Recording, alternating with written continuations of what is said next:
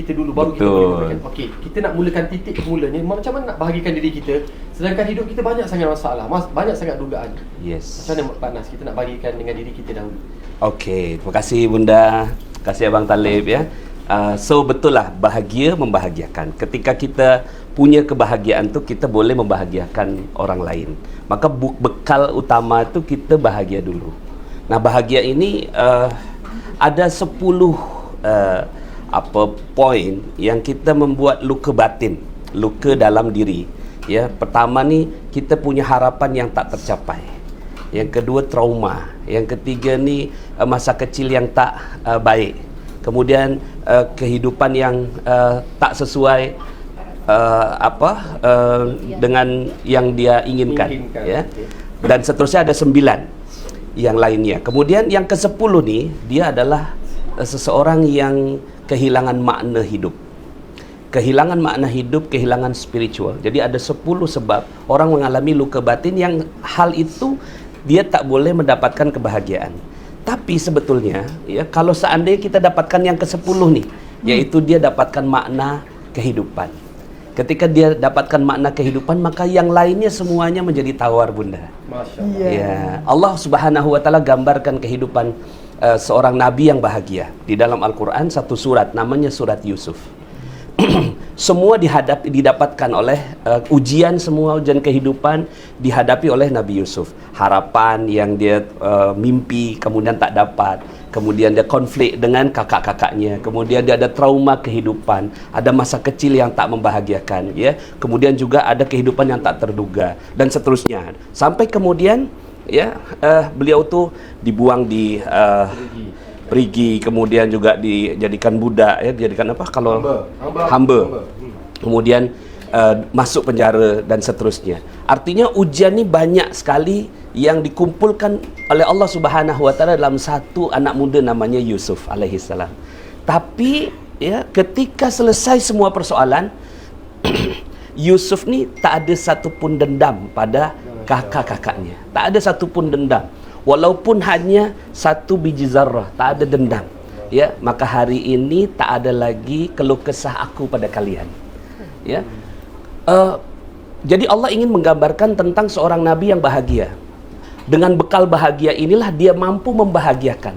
Ya, membahagiakan orang tuanya, membahagiakan kakak-kakaknya, memaafkan semuanya, ya. Inilah bekal bahagia yang kita kena dapatkan, bahwa kita harus ada rasa bahagia di dalam diri kita. Makanya kalau di Magnet Rezeki itu kita jaga energi bahagia. Ya, karena ketika kita jaga energi bahagia nih, semua persoalan-persoalan hidup ini jadi tawar, tak ada rasa lagi. Ya, tak ada rasa karena kita rasa bahagia. Ya, so di Magnet Rezeki ini ada banyak sekali jurus untuk mendapatkan kebahagiaan itu, Bunda.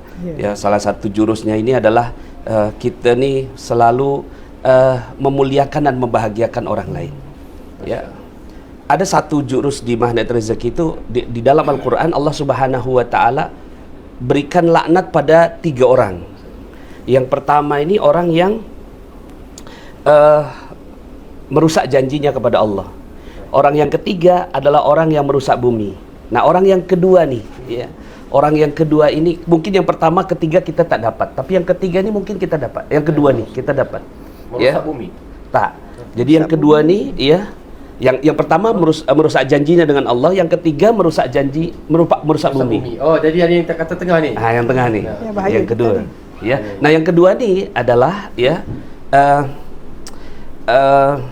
yang kedua ini adalah memutuskan apa-apa yang harusnya disambungkan. Memutuskan apa-apa yang harusnya disambungkan, ya. Dalam Al-Quran, dalam surat Ar-Ra'd ayat 25 itu Allah Subhanahu wa taala sebutkan hal ini, ya. Jadi wa yaqta'una ma amarallahu bihi ayyusal, memutuskan apa-apa yang harusnya disambungkan. Nah, ini adalah juga tidak mendapatkan kebahagiaan. Makanya Allah Subhanahu wa taala menyebutkan ulaika lahumul la'nah. Mereka inilah orang-orang yang mendapatkan laknat dari Allah Subhanahu wa taala. Makanya menyambung silaturahim bukan hanya sebatas kita akan mendapatkan berkah, tapi juga menghindar dari laknat Allah Subhanahu wa taala. Ya, jadi contoh ya, contoh. Kita bagi contoh. Misalnya Abang Talib ya, dengan istri 0 sampai 10, 0 sampai 10. Baik. Hubungan hatinya berapa? Subhanallah, dah berapa belas tahun ni kan? Bagi 9 lah. 9 ya. Dengan anak yang pertama. Oh subhanallah, sebab dia duduk jauh sikit lah, 8 lah barangkali. So dia lain-lain kan. Ha. Nah, kemudian saya sebutlah satu nama ya, satu nama Nabi Muhammad sallallahu alaihi wasallam. Masya-Allah. Berapa hati tersambung dengan Nabi? Tak tahu Pak Nas. Ha? Nak cakap pun berapa agaknya? 10. Harapannya 10 ya. Ya. Lebih daripada itu Pak Lebih daripada itu ya. Nas. Betul. 0 sampai 10 lah. Ya. So, Dia tak 10 lah 10. camping. Betul. Kita nak maksimum 10. Maksimum 10. So artinya lain-lain antara Nabi dengan orang biasa dengan anak pun beda. Dengan orang yang kita ada musuh tak kita? Ada orang yang pinjam uang tak bayar tak? Ada. So itu berapa nilai dia? Negatif 1. Yelah, kadang dia kalau tak melintas dalam fikiran saya, kita okey-okey. Tiba-tiba dia melintas. Dia datang. Betul tak? Rasa tak? So inilah yang disebut wa yaqtauna ma amarallahu bihi ayyusal. Pak Nas, minta maaf saya mencela. Ya. Katalah, ni bab cari pinjam duit. Dia dah pinjam duit, kita tak fikir pun. Tak adalah nak, kalau boleh kita nak dah belajar dengan bunda, nak halalkan. Bismillah insyaAllah. Tiba-tiba dia keluar. Check in, pergi Surabaya, pergi Genting, contoh. Check in pergi Europe. Hutang aku kau tak bayar. Ya. Contoh Pak Nas. Dia jadi timbul buat rasa tu macam mana Pak Nas? Itulah wa yaqtauna ma amarallahu bihi ayyusal. Jadi kita ni rasa kita sama semua orang dia kena 10. Walaupun orang tu hutang saya. Iyalah. Ya, ini kena 10. Baru bahagia. Baru dapat bahagia. Baru kitanya bahagia. Ya, kenapa kita tak bahagia? Karena dilaknat oleh Allah Subhanahu wa taala, dicabut rasa nikmat itu. Ya, dicabut kebahagiaan itu daripada hati kita. Ulaika lahumul la'na wa lahum su'ud dar. Dan nanti dia ditempatkan dalam tempat yang tak bagus. Nah, ada kaitannya dengan rezeki. Karena ayat berikutnya Allahu yabsutur rizqa liman yasha wa yaqdir, dan Allah menghubungkan antara hati itu dengan rezeki. Orang-orang yang memutuskan akan diputuskan rezekinya. Orang yang menyambungkan akan disambungkan rezekinya. Masya Allah, ya Allah.